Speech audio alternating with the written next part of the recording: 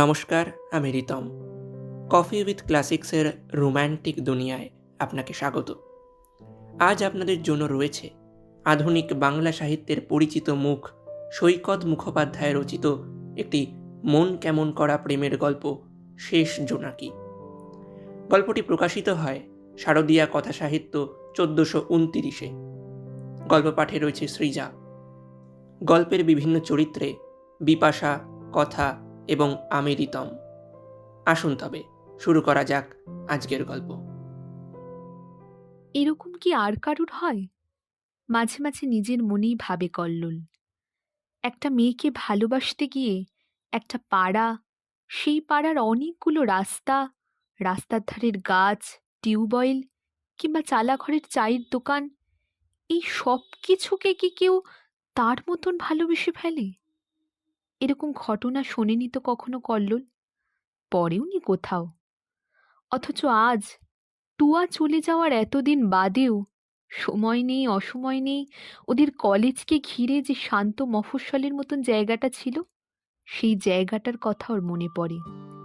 সেই বড় বড় গাছে ছাওয়া ক্যানাল রোড, আর তারই এক কোণায় পরিত্যক্ত গোরস্থান, বন্ধ চুটমিলের ভাঙা পাঁচিলের গায়ে নিত্যবাবুর চায়ের দোকান। সেখান থেকে ডান দিকে ঘুরে বজবজ লাইনের লেভেল ক্রসিং পেরিয়ে গেলেই বিশাল এক দিঘি, আর তার চারিপাশে কর্পোরেশনের বানিয়ে দেওয়া পার্ক। এই সব কিছুই আজও কল্লোলের স্মৃতিতে মাঝে মাঝে খাই দিয়ে যায়। মাত্র 2 বছর কলেজ পাড়ার নানান রাস্তায় সে আর টুয়া পাশাপাশি হেঁটেছিল। তাকে কি প্রেম করা বলে? কল্লোল আজও ঠিক বুঝতে পারে না। তারা কি সত্যিই কোনোদিন একে অপরকে ভালোবেসেছিল, নাকি ভালোবেসেছিল আসলে ভালোবাসার উদযাপনকে? কেউ যদি আজ তাকে প্রশ্ন করে, তুমি কি টুয়া নামে সেই মেয়েটির সঙ্গে প্রেম করতে? যদি হঠাৎ করে এমন প্রশ্ন কেউ কল্লোলকে করে বসে, তাহলে সে হয়তো বলে ফেলবে, কই না তো। কল্লোল এই কথা টুয়াকেও একবার বলে ফেলেছিল। বলেছিল, মনে হয় না তোমার সঙ্গে প্রেম করছি। তাহলে কি মনে হয়, নাটক করছো? মেয়েরা যেভাবে একই সঙ্গে পাশের দিকে এবং ওপরের দিকে ঘাড় ঘুরিয়ে পুরুষ সঙ্গীর দিকে তাকায়, এবং ফলত যেভাবে তাদের চোখে এক ধরনের তীর্যক দৃষ্টি এসে যায়, যাকে মনে হয় ক্রোধ, প্রশ্নটি করার সময় ঠিক সেইভাবেই টুয়া কল্লোলের দিকে তাকিয়েছিল। কল্লোল থতমত খেয়ে বলেছিল, আমার মনে হয় আমরা দুই বন্ধু স্কুলের স্কাউট অ্যান্ড গাইড টিমের সঙ্গে এক্সকারশনে এসেছি। এইটা আমাদের ক্যাম্প সাইট। চারিদিকে হাত ঘুরিয়ে দেখিয়েছিল কল্লোল। বন্ধুই তো। বলে ওর মুখের দিকে তাকিয়েছিল টুয়া। কল্লোল বুঝতে পেরেছিল ও আরো শুনতে চাইছে। টুয়া নিজে মনের কথা কমই বলতো, কিন্তু ও চাইতো কল্লোল ভালোবাসার কথা বলুক। তাই কল্লোল বলেছিল, জানো, তোমার সঙ্গে এই যে দেখা করতে আসি, বেরোবার আগের মুহূর্ত অবধি তো অফিসের ডেস্ক থেকে মাথাই তুলতে পারি না। তারপর দেখি হাতে আর মাত্র আধ ঘন্টা সময় আছে। জানি তোমার কলেজ ছুটি হয়ে যাবে, তুমি একা দাঁড়িয়ে থাকবে, তাই লিফটে নামতে নামতেই একটা ক্যাব বুক করি। আজকেও তাই করেছি। তারপর তারপরেই আসল মজা। যে মুহূর্তে অফিস পাড়া ছাড়িয়ে গাড়িটা স্পিড নেয়, সেই মুহূর্তেই আমার মনটা একদম শুন্ডির রাজার মতন দুহাত তুলে চেঁচিয়ে ওঠে, ছুটি ছুটি ছুটি। সিটের পেছনে মাথাটা হেলিয়ে দিয়ে চোখ বুজে ভাবি, আগামী 2 ঘন্টায় আমরা কি দেখব, কোথায় যাব, কি খাবো, আর একে অন্যের কাছ থেকে কি পাবো। এর কোনোটাই আমাদের হাতে থাকবে না।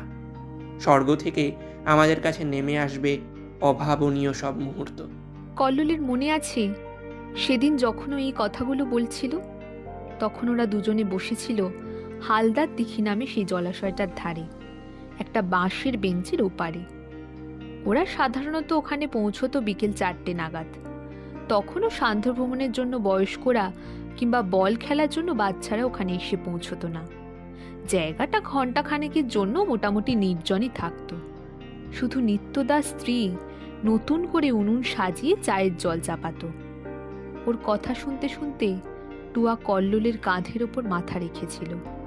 কল্লোল হেসে ফেলেছিল। হাসলে কেন? মাথাটা একটুও না সরিয়ে জিজ্ঞেস করেছিল টুয়া। এই যে এক মুহূর্ত আগেও জানতাম না যে তুমি আমার কাঁধের ওপরে মাথা রাখবে, জানতাম না যে জীবন মশাইয়ের হাত থেকে এত বড় একটা উপহার পাবো আজ। একটু আগে যা বলছিলাম তার সঙ্গে এই সিচুয়েশনটা এমন মিলে গেল যে না হেসে পারলাম না। তাই শুনে টুয়া হঠাৎই কোনো দিকে না তাকিয়ে এমনভাবে ওর ওপর ঝাঁপিয়ে পড়ে ওর গালে গলায় আর শেষ অবধি ঠোঁটে ঠোঁট ঘষে দিয়েছিল যে কল্লোলের চোখ থেকে আরেকটু হলে চশমাটা খুলে পড়ে যাচ্ছিল। সেই ওদের প্রথম চুম্বন। কল্লোল নয়, আকুল আবেগে টুয়াই তার প্রেমিককে সেদিন চুম্বন করেছিল। এই অনন্ত প্রতিম মুহূর্তগুলো তো বাস্তবে 4-5 সেকেন্ডের বেশি স্থায়ী হয় না। সেদিনও ওভাবে নিজেকে হারিয়ে ফেলার পরক্ষণেই টুয়া বুকের ওড়না গুছিয়ে নিয়ে সরে বসেছিল। তারপর লেকের জলের দিকে তাকিয়ে বলেছিল, তোমাকে ছেড়ে দিয়ে যখন একা একা বাস স্ট্যান্ডের দিকে হাঁটা লাগাই, তখন অন্ধের মতন চলি, চোখ ঝাপসা হয়ে যায়, কিছু দেখতে পাই না। মনে হয় আবার তো সেই 1 মাস 1.5 মাস বাদে এরকম একটা সন্ধে ফিরবে, এরকম সুন্দর একটা সন্ধে। বকুল ফুল যে শুধু বিকেলেই ঝরে, ওইটুকু সময়ের মধ্যেই যে গাছ ভর্তি বকুল ঝরে শেষ হয়ে যায়, সেটা প্রেম না করলে জানতে পারতো না টুয়া। কলেজ থেকে বেরিয়ে চাউলপট্টি রোড ধরে হাঁটতে হাঁটতেও দেখতো দূরে দূরে এক একটা বকুল গাছ। কলেজে যাবার সময় সে যে অপুষ্পক পথ ধরে হেঁটে গিয়েছিল, বিকেলের দিকে সেই একই পথ ঢেকে যেত বকুল ফুলের সুগোল গালিচায়। গাছগুলোর নিচ দিয়ে হেঁটে যাওয়ার সময় মৃতা এক পিসিমার কথা কেন যে হঠাৎ মনে পড়তো তা অনেকদিন অবধি বোঝেনি টুয়া। তারপর একদিন মনে পড়েছিল বকুলের গন্ধওয়ালা এক কৈশতেলের কথা পিসিমা যা ব্যবহার করতেন। সেই সব মেঘলা বিকেলে ও আর কল্লোল ইচ্ছে করেই রাস্তার খুব ধার ঘেঁষে হাঁটত, আর ওদের মাথায় টুপটাপ ঝরে পড়ত বকুল ফুল। বাড়ি ফিরে টুয়ার যেমন ইচ্ছে করতো না হাত ধুতে, যেহেতু হাতের পাতায় তখনও কল্লোলের চুম্বনের তাপ আর আর্দ্রতা মাখামাখি হয়ে থাকত, তেমনই ইচ্ছে করতো না চুলে চিরুনি চালাতে। আয়না না দেখেও টুয়া বুঝতে পারত ওর চুলের ফাঁকে ফাঁকে তখনও গেঁথে আছে 1-2 বকুল ফুল। তাছাড়াও মনে পড়ে শঙ্কর মোস্তাফি লেনের ধারে একটা একতলা বাড়ির কথা, যার গেটের পাশে ছিল এক ঝাঁকালো কামিনী ফুলের গাছ। ওইখানটায় আশেপাশে আর কোনো গাছ ছিল না, তাই রাস্তার ওই অংশটুকু থাকত ঘ্রাণহীন, বর্ণহীন। তার মধ্যেই সন্ধ্যের আবছা অন্ধকারে গুপ্তঘাতকের মতো দাঁড়িয়ে থাকত সেই কামিনী গাছটা। হঠাৎই তীব্র এবং ভারী গন্ধের আঘাতে যেন চৈতন্য হারিয়ে যেত টুয়ার, কল্লোলেরও। ওদের আর নড়ার ক্ষমতা থাকতো না। একদিন কল্লোল নিজের মনেই বলেছিল, মনে হয় না যেন আমাদের জন্যেই এত আয়োজন। টুয়া সেদিন কোনো উত্তর দিতে পারেনি, শুধু ঘাড় নেড়েছিল। যুক্তি বলে কল্লোলের কথার কোনো মানেই হয় না। ওই কামিনী গাছটা হয়তো জন্ম নিয়েছিল যখন ওরা শিশু। বকুল গাছগুলোর বয়স তো ওদের বাবা কাকাদের চেয়ে বেশি হবে, কাজেই ওদের কথা ভেবে কিছুই তৈরি হয়নি। লেকের জলে পানকৌড়ি নামছে হয়তো কয়েক হাজার বছর ধরে। নিত্যদার চায়ের দোকানের পেছনে শিমুল গাছটায় 70 কিংবা 80টি বসন্ত ধরে এইভাবেই ফুল ফুটছে। তবু এটাও তো ঠিক যে ও যদি কল্লোলের হাত ধরে এইসব নির্জন রাস্তা ধরে কোনোদিন না হাঁটতো, তাহলে এইসব গাছ আর পাখি, এইসব গরিব চায়ের দোকানের প্রজাপতি বিস্কুট আর একটা রংচটা বাড়ির ছাদের আলসে শুকোতে দেওয়া খুব উজ্জ্বল রঙের শিশুর পোশাক দেখাই হতো না। তাহলে তো বলাই যায় ভালোবাসাই এসব দৃশ্যের জন্ম দিল। কল্লোলের মতন টুয়াও ভোলেনি কিছুই। হয়তো স্বামী স্ত্রী হিসাবে পাশাপাশি থেকে সংসার করলে কোনো একদিন ওরা দুজনেই ভুলতে পারত। সেটা সম্ভব হয়নি বলেই কলেজ পাড়া আর তার আশেপাশের সমস্ত গাছপালা, খাল, নালা, বিল আর গরিব মহল্লা ওদের দুজনের মনেই গাঁথা হয়ে গেছে। যেভাবে সূর্য ডুবে যাওয়ার পরেও পাহাড় চূড়ায় লেগে থাকে তার সিঁদুরে আলো।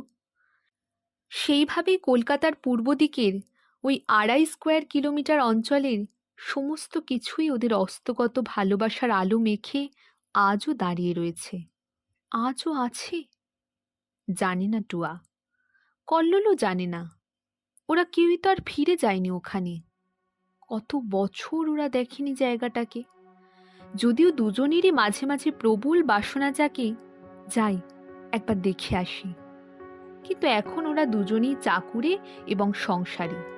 উপরন্তু টুয়া থাকে হাজব্যান্ডের সঙ্গে কলকাতার বাইরে অন্য এক নগরীতে। কল্লোল দু একবার খুব কণ্ঠিত স্বরে ওর স্ত্রীকে বলেছিল, কাছাকাছি একটা খুব সুন্দর জায়গা আছে, যাবে একদিন বেড়াতে? কোথায়? বেলেঘাটার কাছে, ক্যানাল ইস্ট রোডের গায়ে। কি আছে সেখানে? ওর স্ত্রী খাটের ওপর বসে স্কুলের খাতা চেক করতে করতে মুখ না তুলে প্রশ্ন করে। তেমন কিছু নেই, খুব নির্জন, আর রাস্তার ধারে এখনো অনেক গাছ আছে।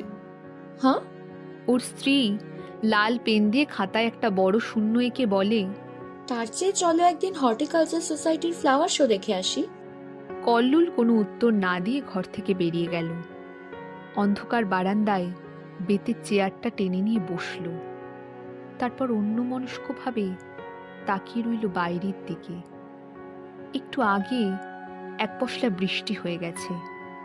ভিজে পিচের ওপরে প্রতিবেশীদের গাড়ির ছাদে এরিকা পামের পাতায় পাতায় হ্যালোজেন ল্যাম্পের রূপোলি আলো পিছলে যাচ্ছিল। সেসব কিছু না। কল্লোল জানে কাল সকালে ঘুম থেকে উঠে দেখবে সব জল শুকিয়ে গেছে। ময়লার গাড়ির অশ্রাব্য ক্ষণ আওয়াজের পিছু পিছু চিৎকার করতে করতে ধাওয়া করবে নেড়ি কুকুরের দল, আর ভ্যাপসা গরমে ঘেমে উঠবে কলকাতার মানুষজন। কিন্তু সেই সন্ধ্যায় কল্লোলের প্রতিবেশে একেবারেই অন্য রকমের একটা কিছু ছিল, যা কোনোদিন থাকে না। একটা খুব ছোট কিন্তু উজ্জ্বল সবুজ আলো। ভালো করে দেখার জন্য কল্লোল চেয়ার ছেড়ে উঠে বারান্দার রেলিংয়ের উপর দিয়ে ঝুঁকে সেদিকে তাকালো। আলোটা টিপটিপ করছে, জ্বলছে, নিভছে, ছোট একটা গণ্ডির মধ্যে ওড়াউড়ি করছে। একটা জোনাকি। কত দিন, কত বছর বাদে আবার জোনাকি দেখল কল্লোল। 4 কিংবা 5 বছর আগে যখন এরকমই বর্ষার সন্ধ্যায় ও আর টুয়া শঙ্কর মুস্তাফি লেন ধরে হাঁটতে হাঁটতে বাস স্ট্যান্ডের দিকে যেত, তখন ওদের চারিদিকে আকন্দ, ল্যান্টানা আর কচুর ঝোপে এরকমই শয় শয় জোনাকি জলানেভা করত। কিন্তু এরকম একটা একলা জোনাকি। কল্লোলের বুকের ভেতরে হঠাৎই অবদ্ধ এক যন্ত্রণা শুরু হলো। ওর মনে হলো না, ও নিশ্চিতভাবে বুঝতে পারল যে মাঝের এই 4 কিংবা 5 বছরে পৃথিবীর অন্য সমস্ত জোনাকি মরে গেছে। এই শেষ জোনাকিটা আর বেশিক্ষণ বাঁচবে না। জোনাকিটা নিজে সেটা জানে না। ও ভাবছে এখনো সঙ্গিনী কোথাও রয়েছে। ও ক্রমাগত নিজের অন্তর্দহনে নিজের বুক পুড়িয়ে সেই সঙ্গিনীকে ডাকছে, যে সঙ্গিনী আর কোথাও নেই।